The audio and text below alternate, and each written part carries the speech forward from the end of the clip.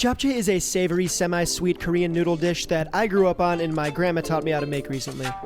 The protein of choice for this one is beef. Here I got my hands on some nice ribeye that I sliced into thin strips. In the bowl goes rehydrated dried shiitakes, minced garlic, black pepper, toasted sesame oil, soy sauce, and a pinch of shugs. Set that aside to marinate. These are Korean sweet potato starch noodles. They're labeled as Korean vermicelli. Sometimes they're often referred to as glass noodles too, so if you hear that, same thing. These noodles cook quick at around 4 to 6 minutes. Once they're tendo, rinse or blanch them in cold water to stop the cooking process and set them aside. And by aside, I mean into a glass bowl where I'm just going to use scissors to cut them up because they're super long. Here's just some blanched spinach that I chopped up, and it's in with more soy, sesame oil, a bit of garlic, and a pinch of shugs. You're probably noticing a pattern here. Into a non-stick pan goes our whisked egg frisbee. Cook over low heat until just congealed, then set it aside to cool. Now it's a matter of sauteing vegetables and just putting it all together, right? So that was carrot and red bell pepper, that's onion and green onion, that's our steak that's been marinating for the past 20-30 minutes. We're gonna dump that on top. That's our egg frisbee. As you can see, we're just gonna cut that into little ribbons, add it to the mix. For the final seasoning, we got a pinch more of the shugs, soy, and sesame oil.